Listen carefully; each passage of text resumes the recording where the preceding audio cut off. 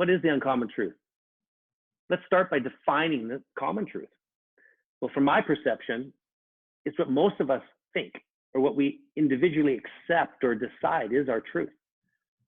But does that mean it is the truth? Now let's define what is uncommon about the truth. It's fear. And truth doesn't have any fear. None.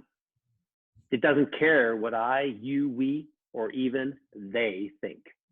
The truth is the truth. It's confident in the fact alone that it is what it is, true. The truth is freedom. So join us as we ask some of life's tough questions. We seek to answer and not persistently define the uncommon truth in the matters of life that affect us all in uncertain times. So let's begin this journey together today and find the uncommon truth. So our first talking point today is why the uncommon truth. Bob, would you like to start us off? Heath Nacy said, yes, I will. One of the things you just commented on, which is quite interesting, is the concept of change. So let's just take a look at change. Human beings, and here's a bit of truth. Human beings are the only living things on planet Earth that actually have the ability to intentionally change. So I was just out hiking in the mountains just yesterday, and I took with me my bear repellent because hibernation is ending, or has ended just recently. Bears are hungry. So every year bears go up into the woods, dig a hole in the snow and hibernate here in Canada. And they don't break from that. They do it year after year after year. They don't have the ability to change. Humans are different. Humans can at any time. We're not geese. We don't always fly north. We can fly south, east, west, or north, depending on what we want to do, right? So that's a bit of truth, is that we have the ability to change. But in these times, it's interesting with technology, and Tony can certainly speak to this. I just read recently that there's over 2.5 quintillion bytes of data that are created every single day. Now, I don't even know how much a quintillion is, but it's a massive amount of information. And I've noticed that over the last 10, 20 years, things are getting more and more confusing. It doesn't take long on searching on the internet or talking to somebody to discover that the things they're saying may not be true. They have heard them, they may believe them, but I don't believe that. I don't think it's true. So with all this information in the world, it's getting harder and harder to determine what is the truth, determine the true road, my true path, which way I should go. It's very confusing out there. Now, I've got lots of years of experience behind me and tons of failures. So I know from my experiences what is probably the best path for me. So I can sift through things easier than many people that I meet and that I work with, and family members too. So it's a big challenge to figure out life's bigger questions. So practically, things like, how do I create wealth and prosperity? How do I be happy in my career? How can I find my perfect life partner? These are very practical questions that people deal with and struggle with. With all that misinformation and confusion that's out there today, it's difficult to figure out a path. And then the bigger questions like, who am I really? Who do I want to be? Why am I here?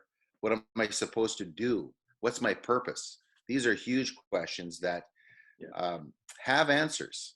And I know that I've been blessed enough and lucky enough to have solved a lot of those things for myself. And part of my purpose to be with you guys today is to say that there is an answer for a lot of these things.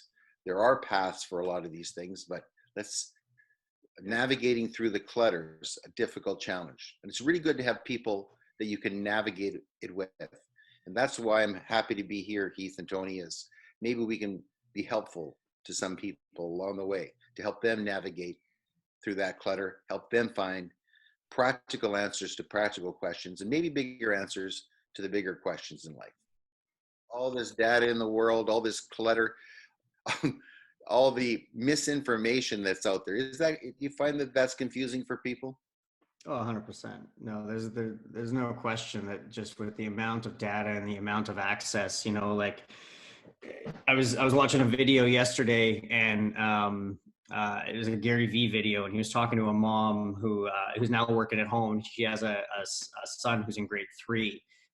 And she's saying, she's at home on these Zoom calls, and she's a salesperson or something like that. And she's like, I need to be having these personal conversations, but at the same time, I need to be going and working with my kid for 4 hours a day to teach him grade 3 now, because this is a responsibility for homeschooling. And his response back to her was like, maybe at some point him learning base multiplication and cursive writing was important. But the question is how much is he going to use cursive writing going forward, right? Yeah. And how much is base multiplication going to matter when you've got this thing called an iPhone just, ready to go and sitting here that, maybe it's not as necessary because, maybe things have changed, right? And so, well said. I approach it a little bit from that bias, right? Of that things are changed. And sometimes, you have to force yourself to look at things through a different perspective, right? You always have this bias. Our biases are always the nature of our environment, of our upbringing, of our experiences, of our emotions, all of those type of things, right? And it's the lens through which you look at the world. And, the thing that I have found that I'm always able to do well when I'm given the opportunity to work with other people, like the two of you, I'm able to ask questions back to people in a perspective to make them think about things, to sort of shift their bias a little bit, to give them another perspective, right? And it's funny because it's harder to do on yourself than it is on anybody else, right? But this is where the meeting of the minds and few people coming together is valuable, right? And so it's those kind of questions that I think at this time, at this stage of things that are happening, you have to have the emotional ability to sort of take your step back, ask yourself those hard questions, ask yourself those things that, if this was my best friend coming to me with this problem, how would I approach it, right? And so, in this time and in the way everything is kind of going right now, you have to be able to take that step away and look at things differently, because like you said, Bob, us as humans, we have the ability to react differently. It's not the situation. You can't control the situation. Nobody can get rid of this thing at this stage of what's going on. But how you react to it is completely in your hands. You can sit there and you can mope and you can be quarantined and you can do the things, or you can go out and find the 70-year-olds in your neighborhood that need groceries and are terrified to go to the grocery store and help them out and make a difference and make something that'll impact them, right? Yeah. It's all in how you react to the situations and how you respond. That's what I think makes the